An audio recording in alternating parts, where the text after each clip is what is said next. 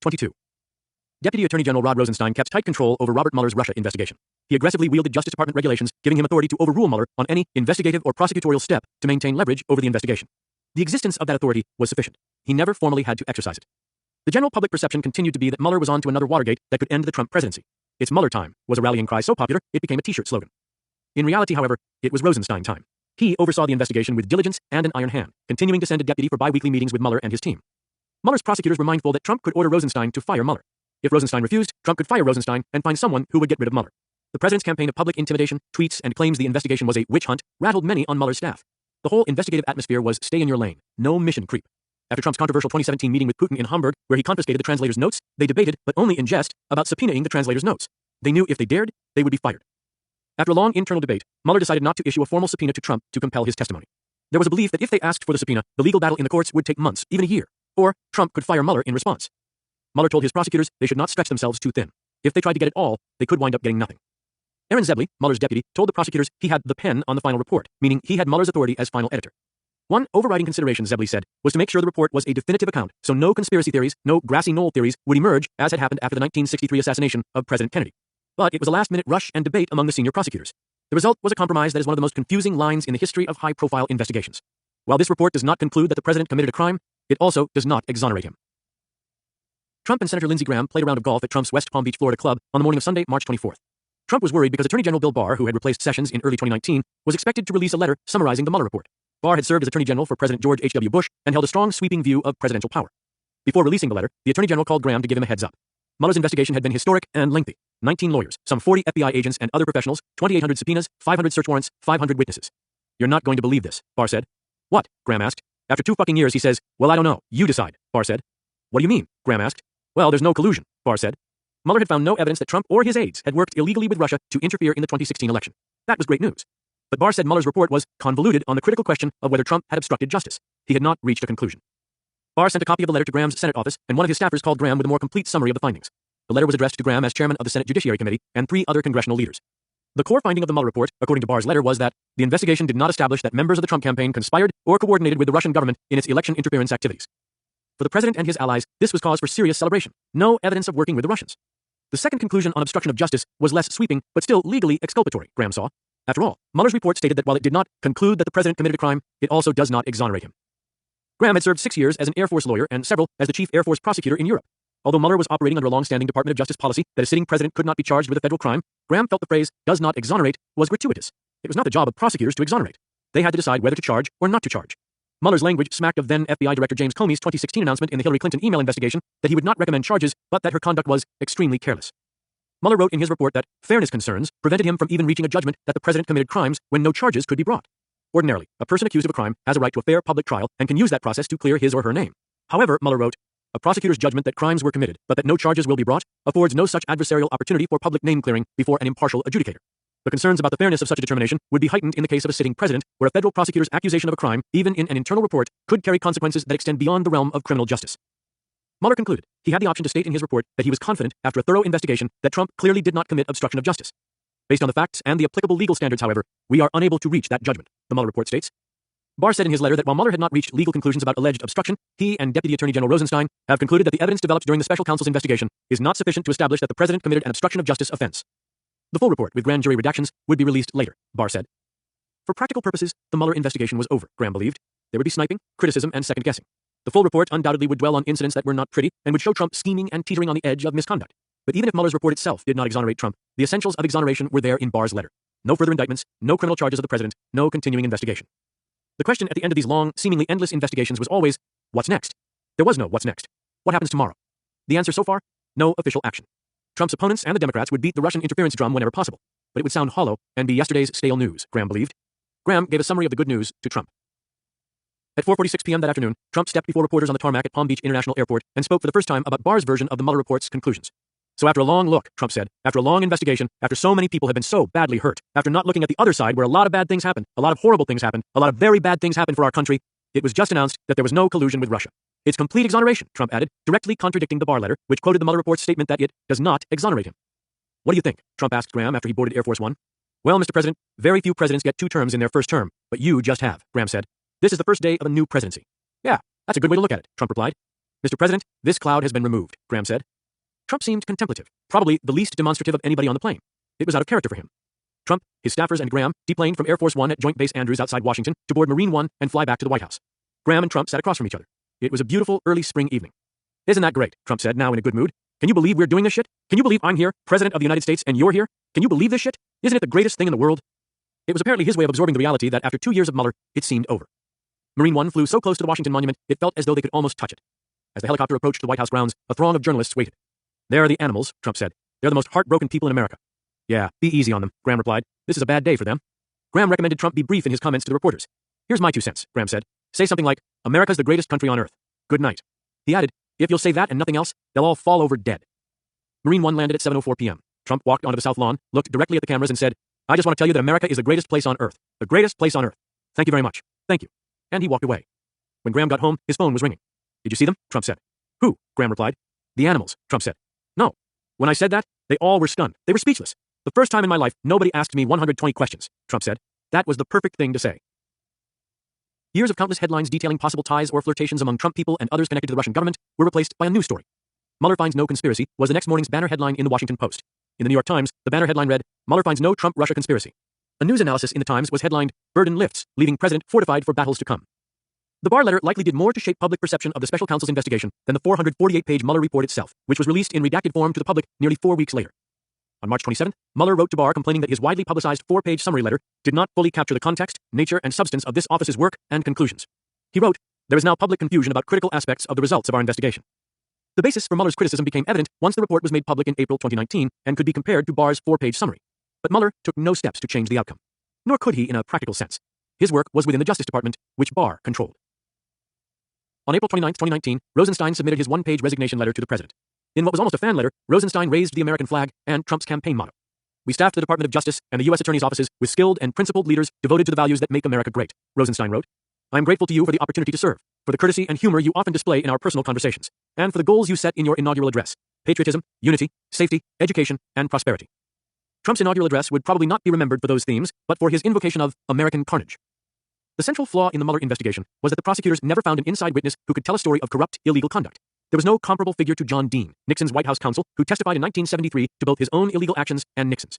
There was no Linda Tripp or Monica Lewinsky to testify that President Clinton had lied in public statements and in a civil suit about Lewinsky's affair with Clinton. The investigation would not hang over Trump into the 2020 election. Rosenstein felt that on the Mueller investigation, he had made Trump bulletproof for the election and had done him a favor. The president was not guilty of obstruction of justice in Rosenstein's view. I knew there was no basis to indict the president, Rosenstein told an associate. I knew months before. When Barr appeared before the Senate Judiciary Committee on May 1st, Democrats pelted him with accusations that he acted politically in his handling of the Mueller report, more as Trump's defense attorney than as head of the Justice Department.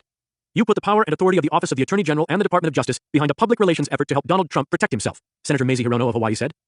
Several days later, more than 700 former federal prosecutors released a statement arguing that Trump's conduct described in the Mueller report would, in the case of any other person not covered by the Department of Justice Office of Legal Counsel policy against indicting a sitting president, result in multiple felony charges for obstruction of justice.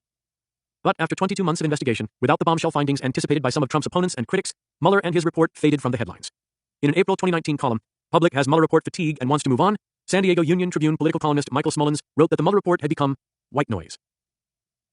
In a March 2020 opinion issued in a Freedom of Information Act lawsuit seeking the lifting of redactions in the Mueller report, senior U.S. District Court Judge Reggie B. Walton, an appointee of George W. Bush, wrote that Barr distorted the findings in the Mueller report. Walton wrote that Barr failed to note in his letter that Mueller's probe identified multiple contacts between Trump campaign officials and individuals with ties to the Russian government. On the obstruction issue, Walton wrote, Barr failed to disclose to the American public that the reason Mueller determined not to make a traditional prosecutorial judgment was because of the Justice Department's policy against charging a sitting president with a federal crime. The inconsistencies between Attorney General Barr's statements, Walton wrote in his opinion, made at a time when the public did not have access to the redacted version of the Mueller report to assess the veracity of his statements, and portions of the redacted version of the Mueller report that conflict with those statements, caused the court to seriously question whether Attorney General Barr made a calculated attempt to influence public discourse about the Mueller report in favor of President Trump, despite certain findings in the redacted version of the Mueller report to the contrary. Walton's opinion did not address the substance of the investigation, or whether Mueller or Barr should have reached different legal conclusions regarding the president's actions. The legal case in which he issued the opinion focused on whether the Justice Department properly redacted the report, or whether some redactions should be removed under the Freedom of Information Act. It was a public relations critique, accusing Barr of carrying water for Trump. Trump never let up on his attacks on the Mueller investigation into Russia's role in his 2016 victory. On May 23, 2019, Barr announced a new investigation into alleged spying on the Trump campaign, potentially by law enforcement and intelligence agency officials. The Justice Department was turning the tables. Dan Coates and CIA Director Gina Haspel made an appointment to see Barr.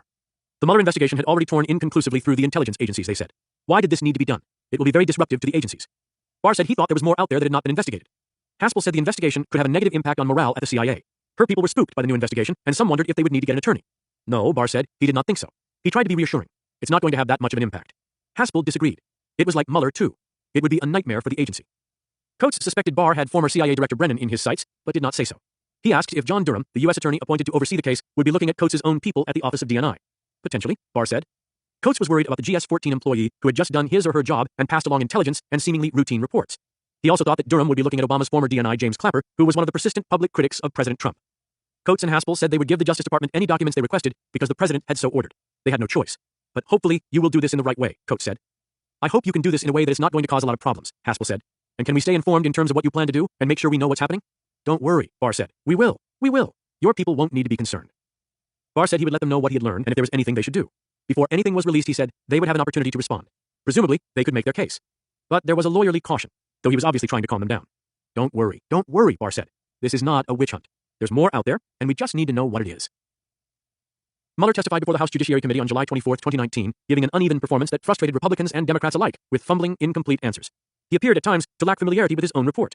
He did little to help the public understand the dense legal document his office had produced. Barr and Trump had defined the report, and Trump continued to publicly assail the Mueller investigation as a witch hunt and a hoax. Ultimately, Mueller's investigation led to 34 indictments, including Trump's personal attorney Michael Cohen, campaign chairman Paul Manafort, deputy campaign chairman Rick Gates, national security advisor Michael Flynn, political confidant Roger Stone, and a number of Russian nationals. But Trump emerged relatively unscathed, and in doing so, had dealt a blow to his political enemies. Trump later told me, the beautiful thing is, it all evaporated. It ended in a whimper. It was pretty amazing. It ended in dust. He had weathered the greatest threat to his presidency to that point, and perhaps come out politically stronger, but no doubt more emboldened than before. 23. The 3 months since Coates had withdrawn his resignation letter at the president's request had not been good. Coates' insistence he would not get involved in the Russia probe had only further isolated him. When they met, the president's body language not only radiated distrust, but contempt. Coates knew there was no way to survive such a personal rift, and as the animus grew, so too did Coates' despondency. On Saturday, May 25, 2019, of Memorial Day weekend at his grandson Jack's soccer game in the Maryland suburbs, Coates felt as low as he ever had. Hey, I need to make a phone call, he announced to his family. He walked off into the wooded park alone and dialed his friend Mattis, who had been out of office for 5 months. I'm really having a hard time here, Coates confided. It was a cry from the heart. I just need to talk to somebody who kind of knows what I'm going through. You do. Coates said he needed some guidance. He did not have to tell Mattis that the current situation was untenable. This is not at all what I came here to do, Coates said. He felt depleted. I haven't spoken out, Mattis commiserated. He had maintained his silence since his resignation in December. I've made my case before the president. He listened. In the end, he just didn't agree with me. Trump's disdain for the Allies and decision to pull out of Syria with no warning, no consultation, had been Mattis's red line. I buried too many boys. That was a terrible decision. Coates said the mounting personal tensions between him and Trump and their fundamental differences on the nature of the security threats were debilitating. This is not good, Mattis said. Maybe at some point we're going to have to stand up and speak out. There may be a time when we have to take collective action. Well, possibly, Coates said. Yeah, there may. He's dangerous, Mattis said. He's unfit. Speaking out didn't seem to work, Coates said. Admiral Bill McRaven, who had led Operation Neptune Spear, the raid that killed Osama bin Laden in Pakistan in 2011, had continuously mounted an aggressive, personal and public criticism of Trump. In an open letter to Trump, published in the Washington Post in August 2018, after Trump revoked John Brennan's security clearance, McRaven had written that the president had embarrassed us in the eyes of our children, humiliated us on the world stage, and worst of all, divided us as a nation. He challenged Trump to revoke his security clearance. I would consider it an honor. McRaven, a Navy SEAL, was one of the most celebrated military figures, a warrior scholar, best-selling author, and now Chancellor of the University of Texas system. Trump had blasted back, calling McRaven a Hillary Clinton fan, and suggested he should have captured bin Laden earlier. As best Coates could tell, McRaven's gutsy stand seems to have had no impact. Mattis said they still had to consider stepping forward. Jim, what would that be? Coates asked. I don't know, Mattis replied, but we can't let the country keep going on this course. He repeated, this is dangerous. Look, Coates said, others have tried and it's had no impact whatsoever. They get tarred and feathered. What would make a difference? Mattis asked. If the Senate stood up, Coates said. He knew the Senate intimately, especially the Republicans. He had served 16 years as a Republican senator. And he kept in touch with half a dozen Republican senators who were friends. None were bailing on Trump, not out of conviction, but for political survival. The Senate's not going to stand up. But Coates pursued the question with some of his old friends from the Senate. I bet you have some interesting conversations in closed session, Coates said to one senator. Yes, we sure do, said the senator. Others expressed the same view, and Coates realized nobody in the Senate needed to be told what was happening. They knew. The senators just desperately wanted to get past the November 3rd election. If he was still in the Senate, Coates believed the worst course of action would be not to speak up, lose the Senate majority, and lose your reputation. He believed the Senate had not fulfilled its obligation under the Constitution to be a check and balance. There should be a moment to demand accountability from Trump. Should Trump be reelected, Coates hoped one Republican senator would lead the charge and insist on a change in the way decisions were made in the interactions with the president. 24. Trump began following a series of op-eds written by John Solomon in the Hill newspaper, alleging that former Vice President Joe Biden had interfered in a corruption investigation in Ukraine, the second largest country in Europe and a former member of the Soviet Union. The unproven allegation was that Biden, who had the Ukraine account for the Obama administration, worked to block the investigation of Burisma, a large Ukrainian gas company. Biden's son Hunter was a member of Burisma's board and was reportedly paid $50,000 a month. Congress had initially appropriated $250 million for the Pentagon to provide security assistance to Ukraine, which was in a border dispute with Russia over the annexation of Crimea. On June 19th, Trump personally asked about plans for the assistance, a highly unusual request from Trump, who rarely paid attention to such small details. On July 12th, Trump directed a hold on the military support funding. And on July 25th, a formal hold was placed on the funds. Earlier that day, Trump had spoken by phone with recently elected Ukrainian President Volodymyr Zelensky. In the call, a transcript of which Trump later ordered released, he asked Zelensky to talk with Attorney General Barr and the president's personal attorney Rudy Giuliani about an investigation of the Bidens. 3 days after the call, Sunday, July 28th, was golf day. Trump played 18 holes in the morning at his Trump National Club in Northern Virginia. It was a sweltering midsummer day. After playing, he stopped in the clubhouse and ran into Dan Coates and his wife Marcia. Members of the club, they were having lunch before scheduled tea time later in the afternoon. Trump seemed taken aback, although he knew they were members. Marcia, a trained psychologist, had a feeling something was going on. The look on Trump's face was one of guilt and dismay, she thought. Surprise, thought Dan Coates. About an hour later, the Coateses were playing the long, straight 508-yard par 4 fourth hole when a member of Coates' security team came running up. Your chief of staff, Viraj Mirani, wants to talk to you. The New York Times just released a story saying that Trump has replaced you, Mirani told Coates. On the sixth hole, a 583-yard par 5, Coates read Trump's 4:45 p.m. tweet. I am pleased to announce that highly respected Congressman John Ratcliffe of Texas will be nominated by me to be the Director of National Intelligence. Dan Coates, the current director, will be leaving office on August 15th. I would like to thank Dan for his great service to our country. Coates and Trump had never set a date for his departure. Coates had hoped to stay until September to wrap up some pending decisions. Where did August 15th come from, he wondered. Later, when it became public that a whistleblower in the intelligence community was alleging improper conduct by Trump, Marcia Coates concluded that Trump or someone around him didn't want her husband to be the one to receive the report. She believed Trump wanted Coates out because he would have turned the whistleblower report over to Congress rather than protect the president. Ratcliffe was an ardent Trump supporter, but was forced to drop out following news reports that he had exaggerated his role prosecuting terrorism cases as a U.S. attorney. Trump eventually renominated Ratcliffe, who was confirmed and assumed office in 2020. The whistleblower report was eventually made public. The linkage between the withheld aid, which in the end totaled about $400 million, and Trump's request for an investigation into the Bidens ultimately led the House of Representatives to impeach Trump. 25. Following their June 2018 Singapore summit, the correspondence between Kim and Trump increased in both frequency and affection. I just have arrived back in America, and the media for North Korea and you has been fantastic, Trump wrote to Kim on June 15th. They have great respect for you and your country. Trump followed with a letter on July 3rd, urging Kim to work with Pompeo, who would visit North Korea to make progress on 3 objectives. First, returning prisoner of war remains. Second, allowing technical experts to visit a missile test site Kim agreed to shut down. Third, and most importantly, Trump wrote, Secretary Pompeo is under my instructions to find agreement with you on taking the first major steps toward the final, fully verified denuclearization of the Korean Peninsula and toward a more peaceful future between us. Kim did not discuss specifics when he wrote back on July 6th. The significant first meeting with Your Excellency and the joint statement that we signed together in Singapore 24 days ago was indeed the start of a meaningful journey, Kim wrote. Wishing that the invariable trust and confidence in Your Excellency, Mr. President, will be further strengthened in the future process of taking practical actions, I extend my conviction with the epical progress in promoting the DPRK-U.S. relations will bring our next meeting forward. DPRK stood for the Democratic People's Republic of Korea, the formal name of North Korea. In letters over the months that followed, Kim and Trump heaped praise upon one another while gently underscoring the demands each had made in the Singapore negotiations. Both leaders said they hoped to broker an official end to the Korean War because hostilities only ceased under the terms of the 1953 armistice. Technically, they were still at war. On July 30th, Kim wrote, I feel pleased to have formed good ties with such a powerful and preeminent statesman as Your Excellency, though there is a sense of regret for the lack of anticipated declaration on the termination of war. Trump replied on August 2nd, it is now time to make progress on the other commitments we made, including complete denuclearization. If our historic meeting 2 months ago signaled a new beginning to the DPRK-U.S. relationship, Kim replied August 12th, my next meeting with you will be an opportunity to plan for a safe and solid future. I'm sure that the effort you and I are putting forth will continue to bring about satisfactory results. On September 6th, Kim wrote Trump his longest and most specific letter yet and started to put conditions on denuclearization. Historically, the U.S. had rejected conditions outright.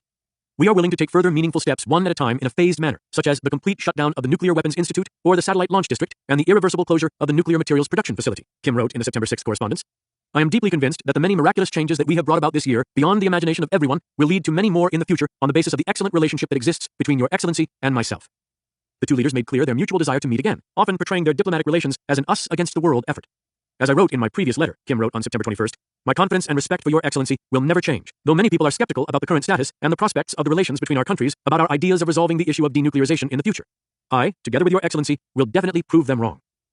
Trump wrote back in a 5-sentence letter on December 24th, I look forward to our next summit and to making real progress on denuclearization and a really bright future for your people under your leadership in the year ahead. Then the next day, Christmas, Trump wrote Kim a much longer letter describing their Singapore meeting in almost romantic prose. It has been 200 days since the historic DPRK-U.S. summit in Singapore this past June, and the year is now almost coming to an end. Even now, I cannot forget that moment of history when I firmly held Your Excellency's hand at the beautiful and sacred location as the whole world watched with great interest and hoped to relive the honor of that day. As I mentioned at that time, I feel very honored to have established an excellent relationship with a person such as Your Excellency. As the new year 2019 approaches, critical issues that require endless effort toward even higher ideals and goals still await us.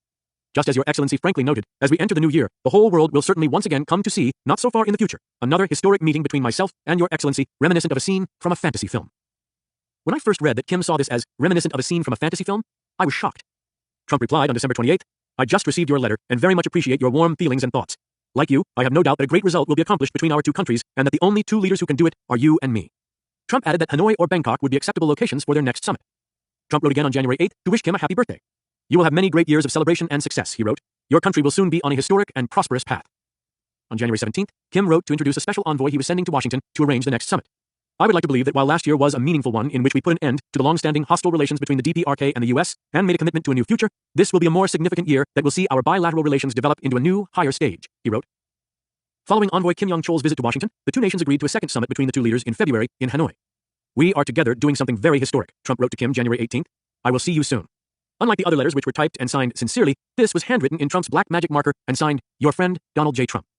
Trump wrote Kim once more before their Hanoi summit, sending a short note on February 19th along with 4 pictures of their earlier meeting. I look forward to seeing you next week, Trump wrote. It will be great. On February 27th and 28th, 2019, the North Korea-United States summit was held in Hanoi, Vietnam. The two sides had intended to hold a signing ceremony on the last day, but the meeting fell apart. Trump and Kim spent 2 hours together with their respective staffs. News reports following the abrupt ending said Kim had offered to dismantle the Yongbyon Nuclear Scientific Research Center, the nation's major nuclear weapons facility located in the far north, but he would not go far enough in offering to dismantle other, more active facilities as well. And while Trump was prepared to undo some economic sanctions, the reports said, he was not prepared to fully lift 5 rounds of sanctions that had been devastating for the North Korean economy. Trump had his own version of events in Hanoi as he related to me. Almost from the start, Trump said, he instinctively knew Kim wasn't ready to get where he needed him to go. Kim was ready to give up one of his nuclear sites, but he had 5. Listen, 1 doesn't help, and 2 doesn't help, and 3 doesn't help, and 4 doesn't help, Trump said. 5 does help. But it's our biggest, Kim said, referring to the Yongbyon Center. Yeah, it's also your oldest, Trump said, because I know every one of the sites. I know all of them, better than any of my people, I know them. You understand that? Kim would not budge from his position.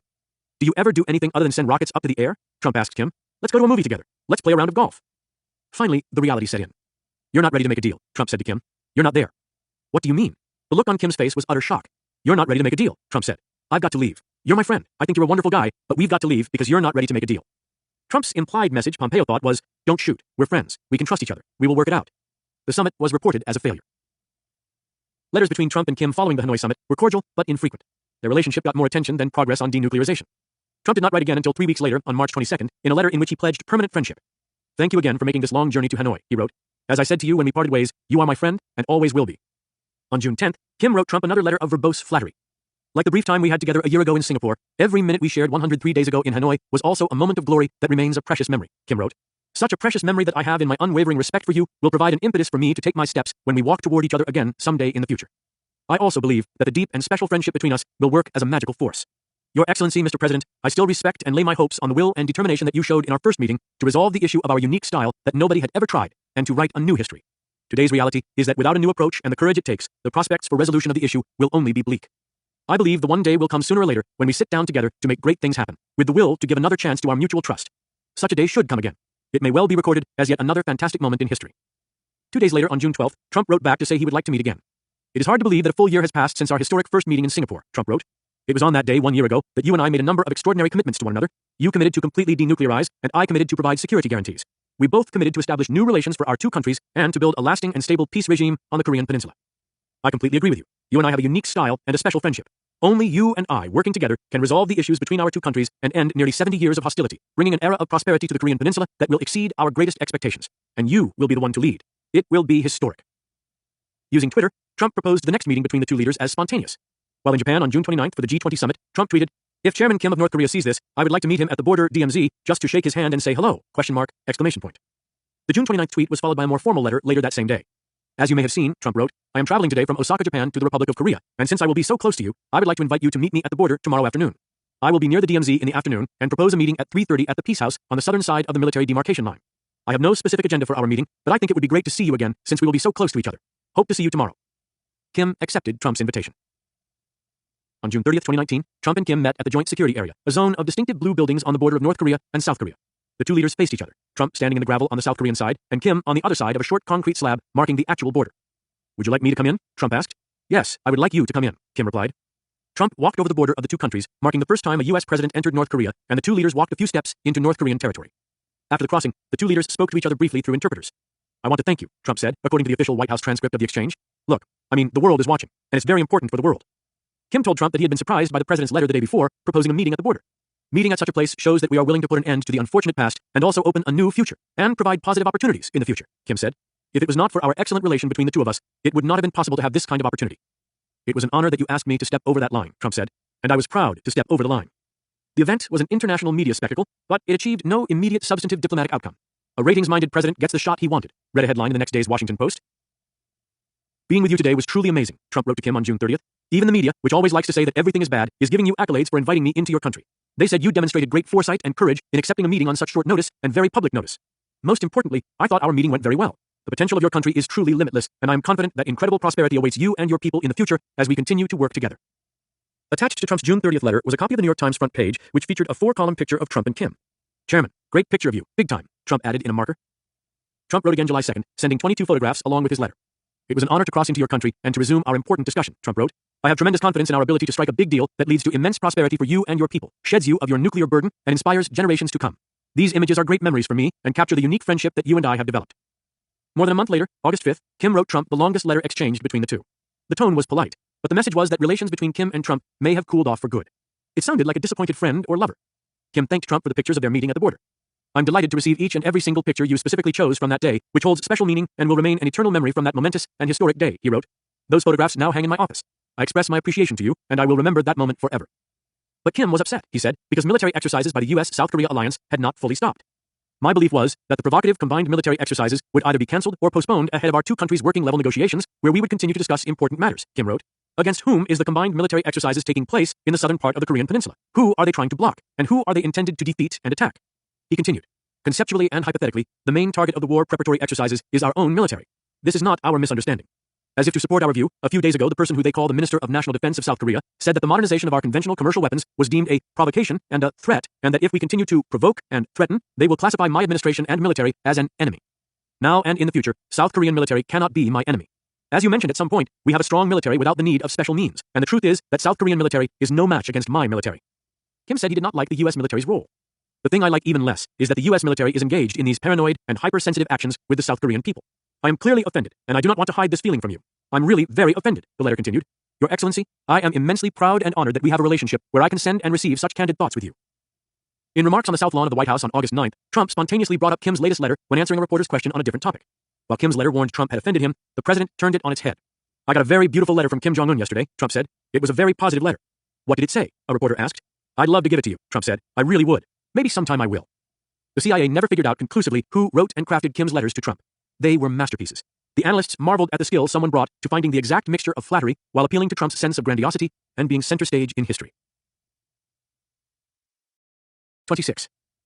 I brought something that I've never shown to anybody. I'm going to show it to you, Trump told me on December 5th, 2019. I'll get you something that's sort of cool. He picked up the phone on the Resolute desk in the Oval Office. Bring me some pictures with Kim Jong-un and myself crossing the line, those nice color ones that I just saw. The 74-minute interview that afternoon was 3 months before the coronavirus pandemic consumed the United States and the world. It would be my first of 17 interviews with him for this book. This is on record for the book, I said. I really am here to listen to your case, and I want to do policy, because having done 9 presidents, the policy is what matters. It's the spine and definition. I agree, Trump said. I agree. Policy can change also, though, you know. I like flexibility. Some people say I change. I do. I like flexibility, not somebody that has a policy and will go through a brick wall for that policy when you can change it very easily and not have to go through the wall. As we waited for his staff to bring the photos, I mentioned the CIA had concluded that Kim is cunning, crafty, but ultimately stupid. I hope you write that, Trump said, and I hope you write my answer. I disagree. He's cunning, he's crafty, and he's very smart, and he's very tough. You know, why does the CIA say that? Because they don't know, Trump said, okay? Because they don't know. They have no idea. I'm the only one that knows. I'm the only one he deals with. He won't deal with anybody else. Trump had 3 meetings with Kim at that point. Later, based on more in-depth reporting, I learned that the top CIA expert on North Korea agreed with the president that Kim was clever, manipulative, but also quite smart.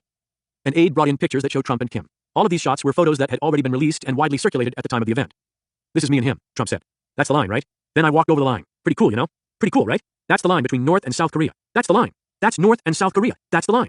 That line is a big deal. Nobody has ever stepped across that line, ever. Many others had crossed the border into North Korea, but Trump was the first sitting U.S. president to do so. Trump continued. I said, would you like me to come in? He said, yes, I would like you to come in.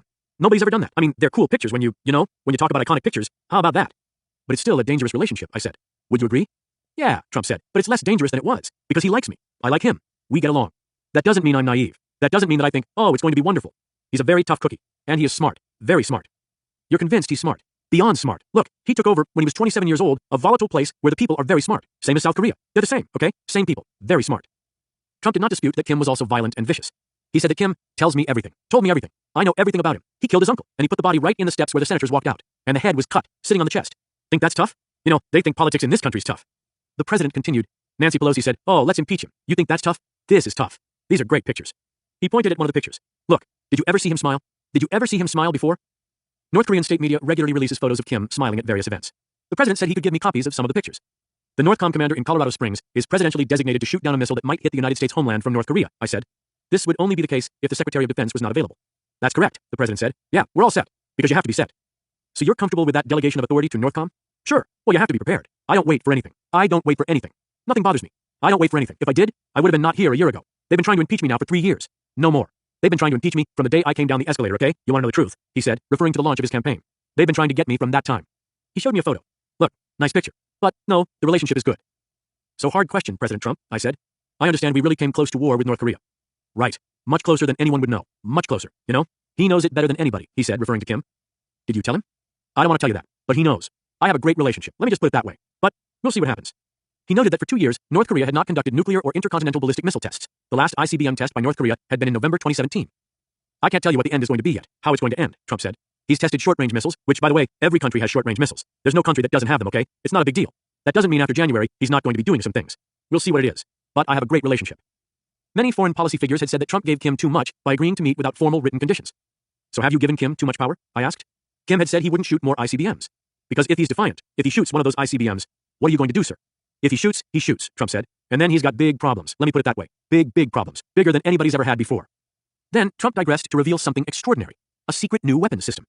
I have built a weapons system that nobody's ever had in this country before. We have stuff that you haven't even seen or heard about. We have stuff that Putin and Xi have never heard about before. There's nobody. What we have is incredible. Later, I found sources who confirmed the U.S. military had a secret new weapons system, but no one wanted to provide details, and were surprised Trump had disclosed it. Trump had asked for and received massive funding increases for the National Nuclear Security Administration, which maintains the nuclear weapons stockpile, since taking office. Trump told me all he gave Kim was a meeting. You look at the good picture. He's having a good time, you know? Nobody's ever seen him smile. Look at him smiling. He's happy. He feels happy. Did you think it's kind of Nixon to China, I asked, referring to President Nixon's opening to China in 1972. No, I don't want to even talk about Nixon to China. I think Nixon to China? I think China's been a horrible thing for this country. Horrible, because we've allowed them to become an economic powerhouse. The military always tells you the alliances with NATO and South Korea are the best bargain the United States makes, I noted, a great investment in joint defense. The military people are wrong, Trump said. I wouldn't say they were stupid because I would never say that about our military people, but if they said that, whoever said that, was stupid. It's a horrible bargain. We're protecting South Korea from North Korea, and they're making a fortune with televisions and ships and everything else, right? They make so much money. Costs us $10 billion. We're suckers. It costs the United States approximately $4.5 billion annually to station troops in South Korea, $920 million of which is paid by the South Korean government. There is anger out there in the country, I said, and the question is, you're sitting here in the Oval Office. Why? Why all that anger? Okay, the president said. I think it's for a number of reasons. But before I agree to even answer that question, okay, I have to say this. There's also many Democrats that silently will vote for me. And it happened last time. The Obama Democrats that came out, I was going to say Barack Hussein, but I figured I wouldn't say that today because I want to keep this very nice. The Obama Democrats who came out, and they voted for me, and it was a tremendous percentage. And the Bernie Sanders Democrats, they voted for me. Exit polls showed about 9% of those who identified as Democrats voted for Trump in 2016, and about 7% of those who identified as Republicans voted for Clinton. I raised former President Obama and said that many thought he was smart. I don't know. I don't think Obama's smart, Trump said. See, I think he's highly overrated, and I don't think he's a great speaker. Oh, he's so... Hey, look, I went to the best schools. I did great. I had an uncle who was a professor at MIT for 40 years, one of the most respected in the history of the school. For 40 years. My father's brother. And my father was smarter than he was. It's good stock.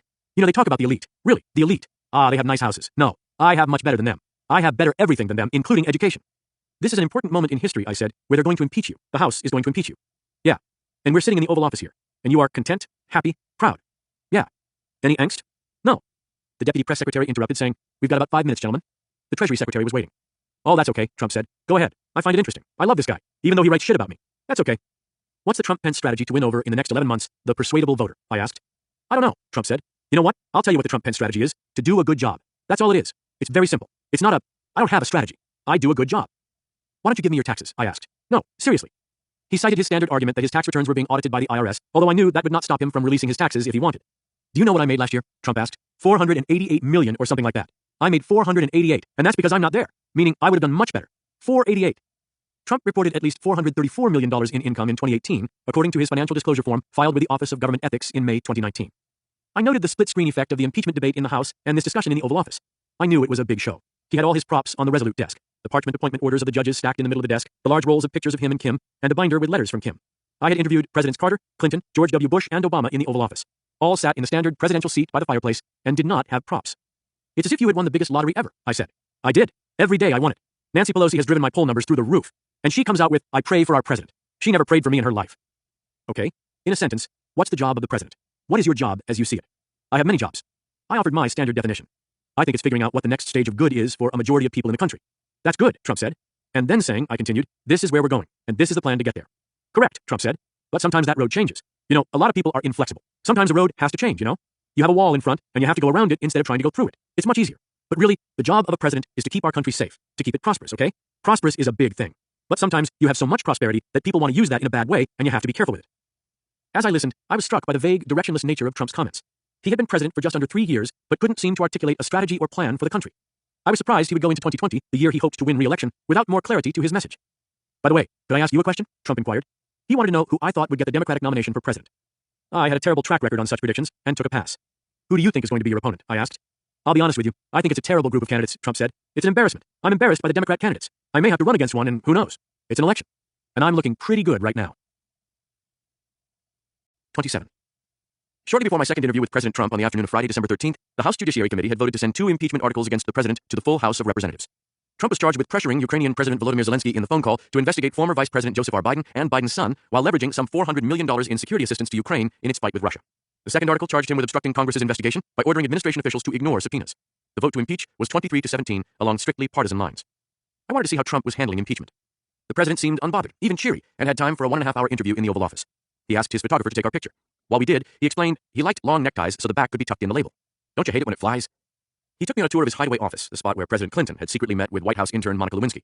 The Monica Room, Trump called it, and gave a knowing smirk. We returned to the Oval Office for the interview. What's your relationship with Mitch McConnell? I asked. Very good, he said, but provided no details when I pressed. You know what Mitch's biggest thing is in the whole world? Trump asked. His judges. He will absolutely ask me, please, let's get the judge approved instead of 10 ambassadors. Trump agreed judicial appointments were the right priority.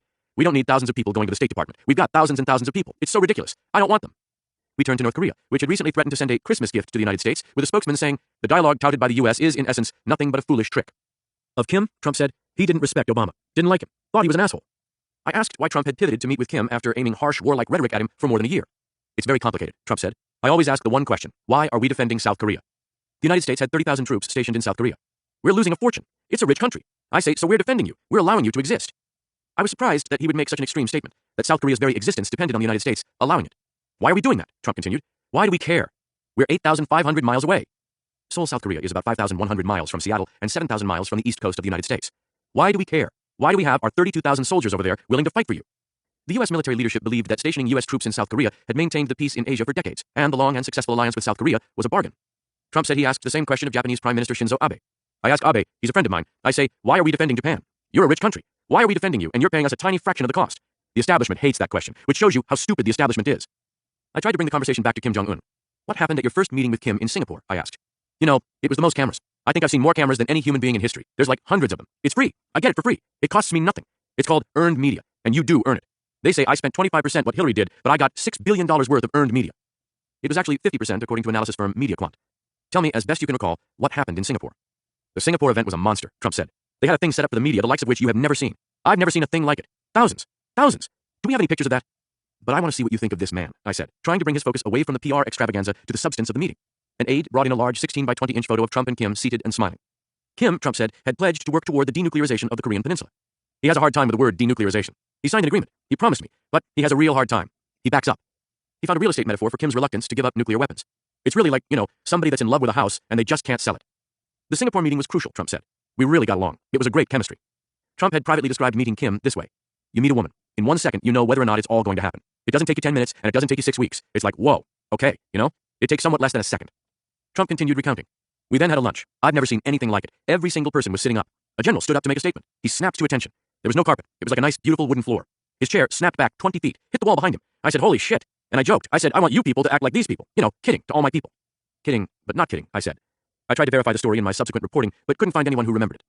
Trump said he told Kim when it came to denuclearization, I know every one of your sites better than any of my people. He reminded me again of his late uncle, Dr. John Trump, a physicist who taught electrical engineering at the Massachusetts Institute of Technology and was awarded the National Medal of Science in 1983. He was at MIT for 42 years or something. He was a great, so I understand that stuff, genetically. Trump continued. The top person at MIT came to the office about a year ago, brought me a whole package on Dr. John Trump. He said he was one of the greatest men. He was brilliant. I get that stuff. Did Kim Jong-un, if I may ask this, did he say anything that was threatening? Not even a little bit, no. Trump veered to a new subject. This was when he told me, I'm breaking China's ass on trade. China's gone to a negative GDP. Apparently, only one prominent economist, Xiang Sangzhou of Renmin University in China, agreed with this. Trump veered again, turning this time to Russia. We could do such great things with Russia, but because of the phony Russia investigation, started falsely and corruptly and illegally now, as it turns out, but because of that, we're held back. And he knows that too. Putin said to me in a meeting, he said, "It's a shame, because I know it's very hard for you to make a deal with us." I said, "You're right." We ping-ponged between a few more subjects and landed on Afghanistan. Trump's generals had resisted his desire to withdraw U.S. troops from the 19-year war. So the first thing the generals tell you when you want to pull out, they say, "Sir, I'd rather fight them over there than fight them over here." And if you're sitting behind this beautiful desk, the Resolute desk, and you have four guys that look like they're right out of Hollywood saying, "Yes, sir," they'll do whatever you say. I say, "What's your opinion, General?" "Sir, I'd rather fight them over there than fight them over here." I've had four generals say almost the exact same words. That's a hard line if you're sitting here and you have to make that decision, when you have guys that you respect making that statement. Trump continued. But then I say, "Well, does this mean we're going to be there for the next 100 years? At the end, he gave me the large poster-sized picture of himself with Kim. He asked one of his aides, "Do you have a round thing for this so he can take it? Or even a rubber band or something? Because you can't fold it, you'll ruin it. I don't even know why I'm giving it to you. That's my only one." As he had in our earlier interview, Trump told me he never smiled before. I'm the only one he smiles with. 28. "I'm thinking of hitting Soleimani," President Trump said, pulling his golfing partner Senator Lindsey Graham aside on the afternoon of Monday, December 30th, 2019. They were on the front nine of Trump International Golf Club in West Palm Beach, Florida, 4.5 miles from Trump's Mar-a-Lago estate and club. Iranian General Qasem Soleimani was the head of the Revolutionary Guard's violent and covert special operations division known as the Quds Force. He was widely considered the most powerful man in Iran after Ayatollah Khamenei, and the driving force behind Iran's terrorist acts overseas. One of Soleimani's militias had just killed a U.S. contractor in a missile attack in Iraq. The next day, the situation would escalate into a siege of the American embassy in Baghdad. "Oh boy, that's a giant step," said Graham, unnerved. Killing Soleimani would be an unexpected play and a potentially dangerous one. Soleimani had menaced the United States for decades. Since 2007, he had been under surveillance by a specially formed U.S. intelligence cell created to target and stop the Quds Force from providing material and training to Iraqis fighting against U.S. forces. Over time, Soleimani became known as one of the most dangerous people in the Middle East, more in control of Iran's foreign policy than its Minister of Foreign Affairs. Soleimani had been in Trump's sights ever since retired General and former Vice Chief of Staff of the Army Jack Keane told him while he was still President-elect that Soleimani had given Shia militias in Iraq an advanced IED developed by his engineers and scientists that could penetrate any known equipment on the battlefield, even a tank. Hundreds of American soldiers had been killed and wounded by the devices. Keane told Trump that President George W. Bush's national security team had asked Bush to authorize the destruction of 2 bases in Iran where Soleimani's forces were training foreign fighters. But Bush had refused, Keane said. Bush said he thought he would be impeached if he struck inside Iran. Graham, who had become a sort of first friend to the president, said that if Trump killed Soleimani, he would have to think about what other steps to take to deter Iran from further escalation. If they retaliate in some way, which they will, you've got to be willing to take out the oil refineries. Graham had reminded Trump for years that oil was the lifeblood of Iran's economy, the real soft spot. Threatened to take them out of the oil business, Graham urged. But, he cautioned, if you do, this will be almost total war. The stakes would go up, Graham said. You kill him, new game. You go from playing $10 blackjack to $10,000 a hand blackjack. He deserves it, Trump said. We have all these intercepts showing that Soleimani is planning attacks. Yeah, he's always been doing that, Graham replied. This is what he does. With the election coming, you've got to think about how you respond and how you expect Iran to respond. Threatening military action would have to mean a strike in Iran if Trump wanted to be credible. That risks major war. Graham had told Trump earlier in his presidency that Iran's theocratic rulers would eat grass before they would give up. But they could be influenced by economics in addition to ideology. Financial pressure and sanctions might cause the people to turn on their leaders. Iran was behind both the missile strikes that had killed an American and the militias that had stormed the embassy. We're not going to let them get away with this, Trump said. Mr. President, Graham said, this is over the top. How about hitting someone a level below Soleimani, which would be much easier for everyone to absorb? This was a role reversal for Graham. He was usually the hawk trying to convince a reluctant Trump to take military action. But a strike on Soleimani could mean the president was rushing the country into dangerous, uncharted territory. On the golf course, Trump tended to focus on the golf. He would drop out of the world, enjoying the endless tinkering with his swing. This week he was changing his grip on his clubs, strengthening it by turning his hands away from the target. He was pleased with the result. His drives landed 10 to 15 yards further, beyond 250 yards. Later, Mick Mulvaney, Trump's acting chief of staff, made an urgent request of Graham. Graham and Mulvaney had both served in South Carolina's congressional delegation and knew each other well. You've got to find a way to stop this talk of hitting Soleimani, Mulvaney almost begged. Perhaps he'll listen to you. 4 days later, Trump ordered the drone strike which killed Soleimani. Several hours after Trump and Graham's golf game, I was sitting in the reception area of Mar-a-Lago waiting to interview Trump, our third interview that month. I had no clue about a potential strike on Soleimani. I wanted to review with him Mueller's Russia investigation and Trump's impeachment by the Democratic House of Representatives just 12 days earlier. The news, the daily story, was impeachment. Or so it seemed as I watched Mar-a-Lago club members stream in for dinner at what a Secret Service agent called the regular evening soiree. The club, originally built as a private home in 1927, was opulent and luxurious in an old world way, like a gilded, candlelit version of the Wizard of Oz's castle. A 16-inch plaque stood prominently on the receptionist's table. It read, Donald J. Trump, the Mar-a-Lago Club, the only 6-star private club in the world. Suddenly, Trump, in suit and tie, appeared with billionaire Nelson Peltz in tow. Peltz is the 77-year-old founding partner of Trian Fund Management, an investing firm whose portfolio includes holdings in Wendy's and other prominent brands. Prompted by Trump, Peltz said, oh, he's doing great things for the economy. It's all him. Peltz has a $123 million estate near Mar-a-Lago and saw his net worth increase from $1.4 billion in 2016 to $1.6 billion in 2019, a paper gain of $200 million. He kept pointing at Trump, repeating, it's all him, it's all him, he did it. At one point, Trump pointed to the gold leaf on the 20-foot-high ceiling. Look at that, he said. See that? See that? Trump then escorted me back to a private conference room. We sat next to each other at a large table. Hogan Gidley, his deputy press secretary, sat more than 6 feet away on the other side of the table, recording the interview on his mobile phone. We addressed impeachment. Trump told me he considered himself a student of history, adding, I like learning from the past, much better than learning from yourself and mistakes. Despite being impeached, Trump looked well-rested and relaxed. This contrasted with other recent presidents who'd been in trouble, Trump said. Nixon was in a corner with his thumb in his mouth. Bill Clinton took it very, very hard. I don't. Early in the interview, I mentioned Nixon's famous quote to David Frost in 1977 after he had resigned the presidency. Of his opponents, Nixon had said, I gave them a sword, and they stuck it in, and they twisted it with relish, and I guess if I'd been in their position, I'd have done the same thing. In the rough transcript of the July 25th call with the Ukrainian president that the White House had released, Trump says, there's a lot of talk about Biden's son, that Biden stopped the prosecution, and a lot of people want to find out about that, so whatever you can do with the Attorney General would be great. Biden went around bragging that he stopped the prosecution, so if you can look into it, it sounds horrible to me. I asked Trump whether, looking back, he felt he gave them a sword by releasing the transcript of the call with President Zelensky. It's a perfect phone call, Trump said, repeating his public line of defense. No, I don't. I didn't give them a sword. Trump continued. They never in a million years thought I was going to release the call, number one. Number two, they never in a million years thought that we had it transcribed. Trump insisted he should be given great credit for having the transcript of the call released. It's the transcript that's the sword for them, I said. Let's assume I didn't have a transcription, Trump said. Then I would have lived with a false report by a whistleblower saying that it was a terrible call. But the transcript proved that the whistleblower, despite not personally witnessing the call, had given an accurate summary in his report. Can I ask you this, President Trump? As a matter of policy, would you want the President of the United States to be talking to foreign leaders about investigating anyone? That's just bad policy, isn't it? Let me explain. No, let me explain, Trump insisted. Biden was corrupt. You understand what I'm... As a matter of policy, do you want the President of the United States? I started to ask, but the President cut me off. I think it's fine, but there's no... Well, let me tell you. You do? When we're giving vast amounts of money to a country, I think you have to say if they're corrupt. Why is it that there's such corruption when we're giving it? And you know, there's another thing that I also talk about. And I talk about why isn't Germany, France, the European nations who are much more affected by Ukraine than us, paying more, he asked. Because Ukraine is like a massive wall. Think of it as a wall between Russia and Europe, okay? Understand, I said, but didn't want him to change the subject. Will you allow me to persist with, I think this is the important core question in this? There wasn't a thing, excuse me, Bob, there wasn't a thing wrong with that call. I did persist. Do you want the policy of the United States to be that the President of the United States can talk to foreign leaders and say, investigate? I want you to talk to the Attorney General about investigating somebody who's a political opponent? No. I want them to investigate corruption. What he did was corrupt. I want them to investigate corruption. And I didn't say, call my campaign manager. I said the Attorney General of the United States. I understand the defense.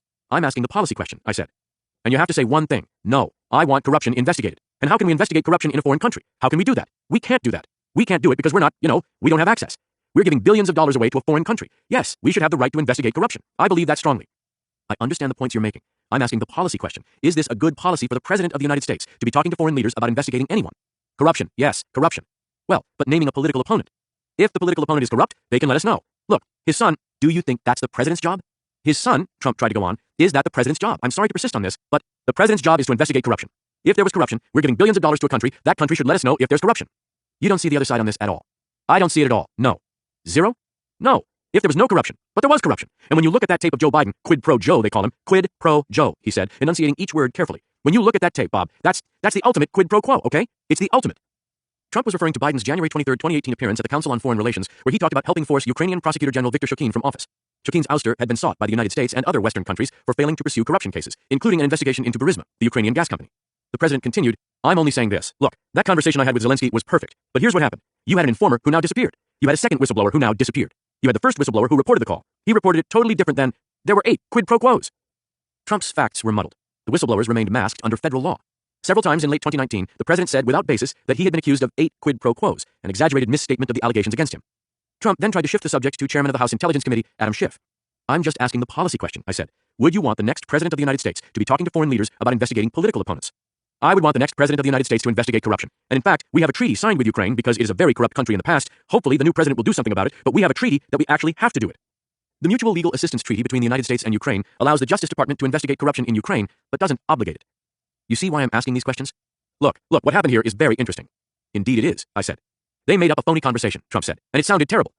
Trump was referring to a dramatized summary of the call that Adam Schiff had given in a House Intelligence Committee hearing on the whistleblower report on September 26th. Schiff led into his heavily paraphrased account by saying, it reads like a classic organized crime shakedown. Shorn of its rambling character and in not so many words, this is the essence of what the president communicates. Schiff went on to parody the call in the style of a mafia boss, wrapping up by saying, it would be funny if it wasn't such a graphic betrayal of the president's oath of office. It was clear Schiff was dramatizing, but he had given Trump a big opening to criticize him. When you released that transcript, I said, you gave them a sword, President Trump. No, the opposite. Yes, you did. Well, I know you say you... Look, let me ask you a question, Trump said. Sure, of course. You ready? If I didn't have that transcript, I would have a very big problem right now. No, sir, you would not. Excuse me, I had a whistleblower. There's a kind of clarity in a transcript, I said. What's more, it contained the truth, released and validated by Trump. I know this is going back to the Nixon tapes. As soon as you have a transcript, even though it's not entirely perfect, verbatim, as soon as you have that, that's what everyone focuses on. Here's my problem, Trump said later, summarizing. The whistleblower report was a fraud. I had not yet read the public whistleblower report, but I knew the whistleblower had written that he was not a witness to most of the events, including the phone call. I also knew the report had largely been proven accurate. If I didn't have a transcript, Trump said, I would have had a big problem. But it just would have been a whistleblower report, I said. It has a very fuzzy status, because it's just a whistleblower report. I think you're wrong, Trump said. It doesn't have any standing, I said. Unlike the transcript of the call he released, the report had not been hard evidence. It's not proof. Trump went on to attack the report and the whistleblower's lawyer as a real scumbag. Okay, I said. You're willing to have this conversation, and you know me well enough. I really want to understand in a comprehensive way. I added, referring to the whistleblower report, it's not evidence. But the transcript was evidence. It was proof of what had been said. Trump looked across the table to Deputy Press Secretary Gidley for backup. Mr. President, Gidley said, all I was getting was questions about this report. All I was getting, for days. And by the way, Trump said, I got approval from Ukraine before I released it. Because I said, geez, it's a terrible thing to do. A terrible thing to do. So we called Ukraine. We said, do you mind if we release this conversation? And we got approval. Otherwise, I wouldn't have been able to release it. Our conversation had gone from interview to confrontation.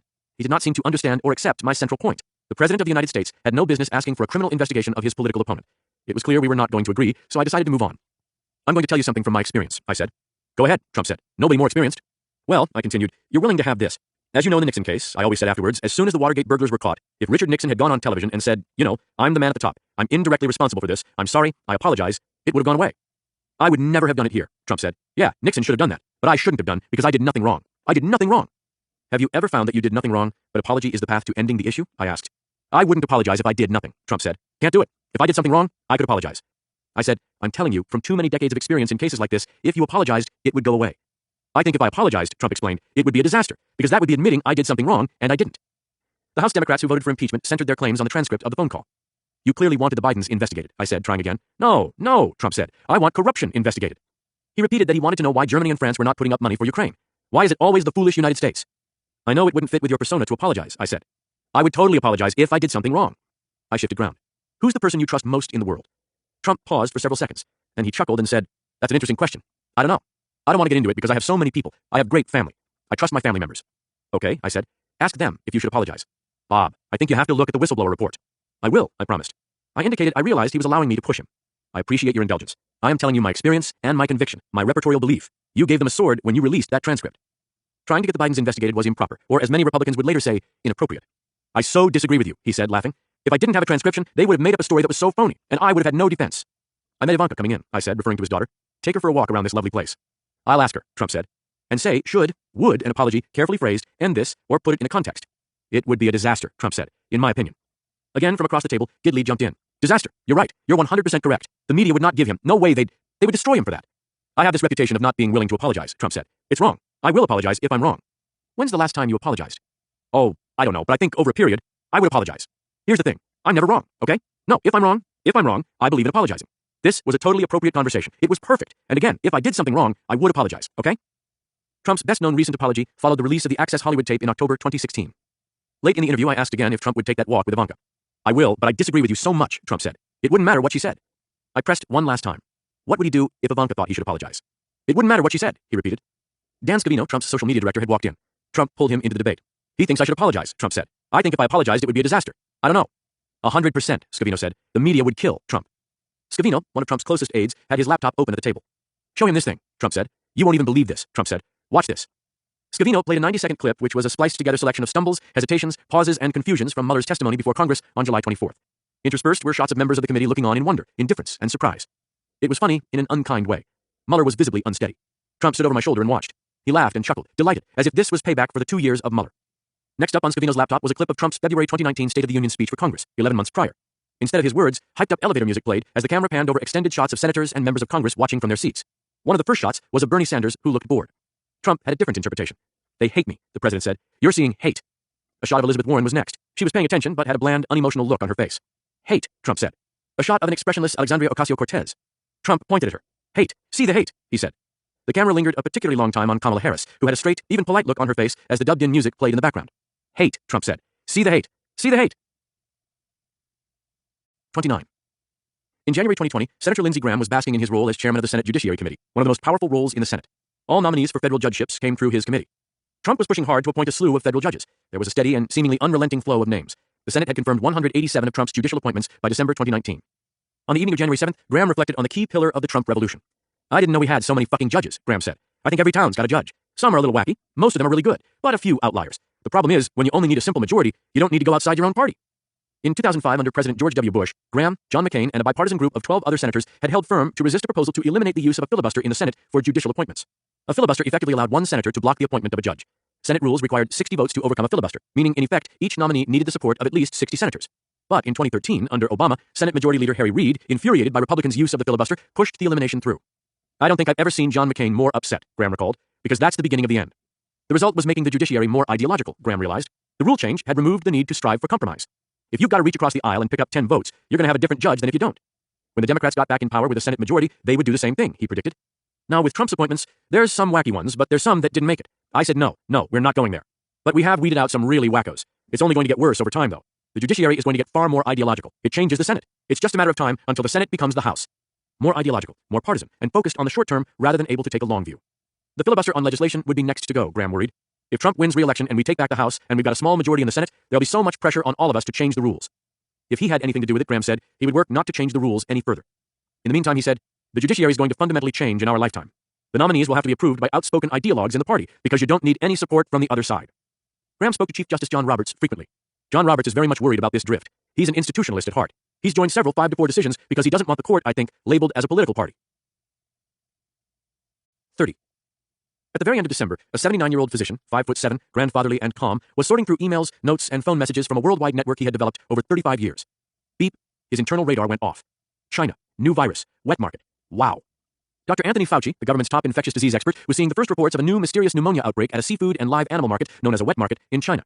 Fauci had been director of the National Institute of Allergy and Infectious Diseases for 36 years, a nearly unheard of longevity in a top government post, and oversaw a vast research effort to detect, treat, and prevent a wide array of infections and immunological diseases. He had been at the forefront of most of the most severe global outbreaks in the last 4 decades, including the emerging HIV/AIDS crisis in the 1980s, anthrax, SARS, swine flu, and Ebola. As late as fall 2019, he was working on the hunt for a universal flu vaccine and an HIV vaccine, 2 holy grails of infectious disease research. He worried that a catastrophic pandemic lurked around the corner with the potential to alter civilization. My concern is that there are always emerging infections, Fauci said at his Jesuit high school alma mater in June 2019. The ones that are the most devastating are ones that spread rapidly, respiratory illnesses. I worry about a pandemic. Reports of a new infectious disease from China scared the hell out of him. China had been a threatening source of some of the most virulent and deadly virus outbreaks for years, including SARS, H5N1, and H7N9 bird flus. Was this new illness similar to the 2003 SARS outbreak, he wondered? The SARS virus was believed to have started in a bat, then jumped to a civet cat who was sold in a Chinese wet market to be sacrificed for a feast. SARS was deadly to its victims, but people with SARS generally were not infectious until the 5th or 6th day of their illness, when they showed serious symptoms, so the disease was considered to have inefficient human-to-human spread. People who were ill were easy to identify and isolate before infecting others. SARS had infected over 8,000 people worldwide and killed nearly 800 before it was contained. But it could have been much worse. No SARS deaths were recorded in the United States. The new outbreak, later labeled COVID-19, had apparently begun in Wuhan, China. On New Year's Eve, December 31, 2019, Dr. Robert Redfield also saw the first report of an unexplained pneumonia in a large city in China and immediately went on alert.